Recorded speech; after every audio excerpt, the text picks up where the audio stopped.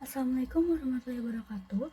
Di kesempatan kali ini, saya Syiratri Wahyuni bersama rekan saya, Ade Faris Judedia, Denisa Sabitri, Ridwan Nur Rahman, Syif Anggraini, dan Yasar Muhammad Farhan akan menyampaikan materi dalam mata kuliah studi Islam mengenai integritas Islam dan ilmu pengetahuan ke dalam prodi akuntansi. Baik, sebelum kita membahas lebih jauh, alangkah baiknya kita mencari tahu dulu nih pengertian dari integritas dan ilmu pengetahuan itu sendiri. Nah, integritas ini sesungguhnya memiliki arti pembauran sampai menjadi satu kesatuan yang utuh, sehingga dapat dikatakan bahwa integritas adalah penyatuan beberapa komponen yang berbeda agar menjadi suatu hal satu dan kembali. Sedangkan ilmu pengetahuan itu diartikan sebagai pengetahuan atau kepandaian baik tentang segala yang masuk jenis kebatinan maupun yang berkenan dengan keadaan, alam, dan sebagainya. Pengetahuan adalah segala sesuatu yang diketahui namun belum disusun secara sistematik dan belum diuji kebenarannya menurut metode ilmiah dan belum dinyatakan valid dan sahih. Untuk mengintegrasikan ilmu pengetahuan dan agama semakin meluas setelah adanya indikasi kegagalan proyek modernisme, degradasi moral, meningkatnya angka kriminalitas, berkembangnya prostitusi dan perjudian, serta dilegalkannya hal-hal yang sebenarnya dilarang dalam ajaran agama-agama. Hal tersebut menjadikan ilmu pengetahuan tanpa agama seperti jasad tanpa jiwa. Dalam pandangan Islam, kriteria keterpujian suatu bidang ilmu adalah kebergunaannya, dan ini berarti bidang ilmu tersebut mampu membawa manusia kepada Tuhan. Bidang ilmu apapun yang memiliki ciri semacam ini adalah terpuji, dan usaha untuk memperolehnya adalah bentuk ibadah. Dalam hal ini tidak ada perbedaan antara ilmu-ilmu yang secara fisik bersifat keagamaan dan ilmu-ilmu kealaman. Kemajuan dan perkembangan iptek yang dicapai manusia dari masa ke masa tentu tidak lepas dari penyelidikan manusia terhadap alam semesta beserta isinya.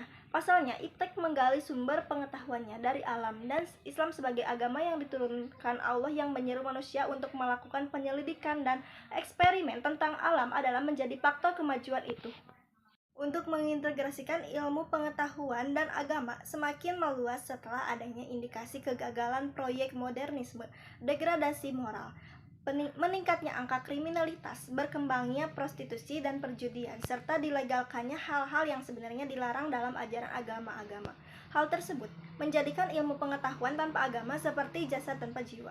Dalam pandangan Islam, kriteria keterpujian suatu bidang ilmu adalah kebergunaannya, dan ini berarti bidang ilmu tersebut mampu membawa manusia kepada Tuhan.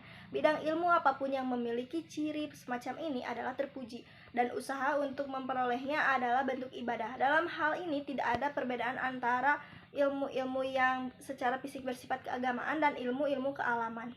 Kemajuan dan perkembangan iptek yang dicapai manusia dari masa ke masa tentu tidak lepas dari penyelidikan manusia terhadap alam semesta beserta isinya.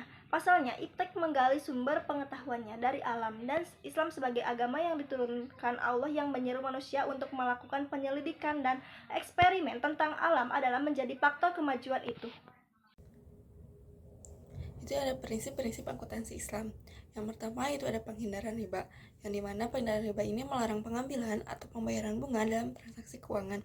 Dalam akuntansi Islam, mendorong penggunaan instrumen keuangan yang mematuhi prinsip keadilan dan menghindari eksploitasi. Yang kedua itu ada penghindaran gharar, yang dimana prinsip ini melarang ketidakpastian yang berlebihan dalam transaksi. Dalam akuntansi Islam menganjurkan pengungkapan informasi yang jelas, lengkap untuk menghindari praktik gharar. Yang ketiga yaitu penghindaran maisir, di mana prinsip ini melarang praktik perjudian dan spekulasi berlebihan dalam transaksi keuangan. Akuntansi Islam mempromosikan kegiatan bisnis yang didasarkan pada risiko yang wajar dan memberikan manfaat yang nyata. Yang keempat itu keadilan dan transparansi. Prinsip ini menekankan pentingnya keadilan dalam pembagian keuntungan dan beban dalam transaksi keuangan. Akuntansi Islam memerlukan pengungkapan yang jelas dan transparan tentang posisi keuangan dan kinerja perusahaan. Yang kelima, yaitu tanggung jawab sosial, di mana prinsip ini pentingnya bertanggung jawab sosial perusahaan dalam akuntansi. Akuntansi Islam mendorong praktik bisnis yang bertanggung jawab terhadap masyarakat dan lingkungan. Selanjutnya, prinsip akuntansi Islam. Akuntansi Islam adalah pendekatan dalam bidang akuntansi yang mengikuti prinsip-prinsip syariah Islam. Prinsip-prinsip ini mencakupi berbagai aspek. Yang pertama yaitu penghindaran riba, Prinsip ini melarang pengambilan atau pembayaran bunga dalam transaksi keuangan. Akuntansi Islam mendorong penggunaan instrumen keuangan yang mematuhi prinsip keadilan dan menghindari eksploitasi. Yang kedua ada penghindaran gharar. Prinsip ini melarang ketidakpastian yang berlebihan dalam transaksi. Akuntansi Islam menganjurkan pengungkapan informasi yang jelas dan lengkap untuk menghindari praktek gharar. Yang ketiga yaitu penghindaran maisir.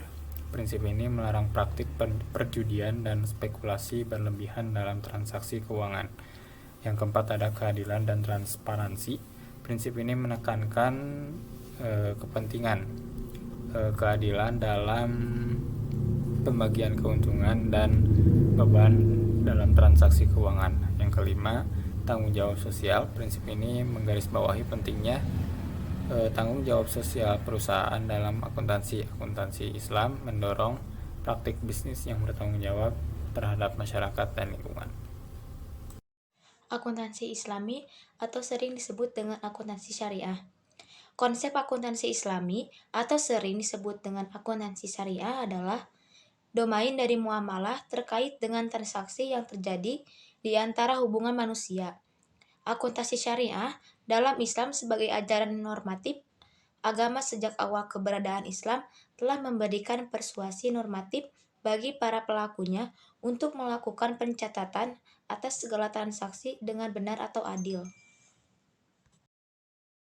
Laporan penyajian akuntansi syariah. Menurut PSAK 101, penyajian laporan keuangan syariah adalah meliputi yang pertama neraca. Neraca terdiri dari aset lancar, kewajiban lancar, informasi yang disajikan di neraca, dan di catatan atas laporan keuangan. Yang kedua ada laporan laba rugi, informasi yang disajikan laporan laba rugi atau di catatan. Yang ketiga ada laporan perubahan ekuitas, yaitu laporan perubahan modal. Yang selanjutnya ada laporan arus kas. Laporan arus kas ini ialah laporan uang masuk dan uang keluar. Yang selanjutnya ada laporan sumber dan penggunaan dana zakat. Ada laporan sumber dan dana kordul. Yang selanjutnya ada catatan atas laporan keuangan yang berisi struktur dan kebijakan akuntansi. Yang terakhir ada lampiran yang isinya ilustrasi neraca, laporan laba rugi terkait pendanaan dan bagi hasil, laporan sumber penggunaan dana zakat, laporan sumber dan penggunaan dana kebajikan. Baik, dalam pembahasan materi yang telah dipaparkan, dapat disimpulkan bahwa integrasi sesungguhnya memiliki arti pembawaran sampai menjadi satu kesatuan yang utuh, sehingga dapat dikatakan bahwa integrasi adalah penyatuan beberapa komponen yang berbeda agar menjadi suatu hal satu dan penuh.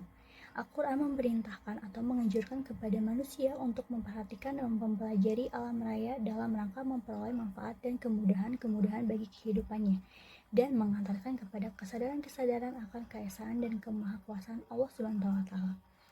Alam dan segala isinya beserta hukum-hukum yang mengaturnya diciptakan, dimiliki, akan di bawah kekuasaan Allah SWT serta diatur dengan sangat teliti. Kita juga menyadari manfaat yang dihasilkan dari integrasi Islam ke dalam ilmu pengetahuan akuntansi. Praktik bisnis yang sesuai dengan prinsip-prinsip Islam tidak hanya menciptakan lingkungan yang etis, tetapi juga memperkuat transparansi, keadilan, dan tanggung jawab sosial. Dengan mengintegrasikan prinsip Islam dalam pendidikan akuntansi, kita dapat meningkatkan kesadaran mahasiswa tentang pentingnya nilai-nilai Islam dalam praktik bisnis. Sekian yang dapat kami sampaikan. Jika ada kesalahan, mohon dimaafkan. Wassalamualaikum warahmatullahi wabarakatuh.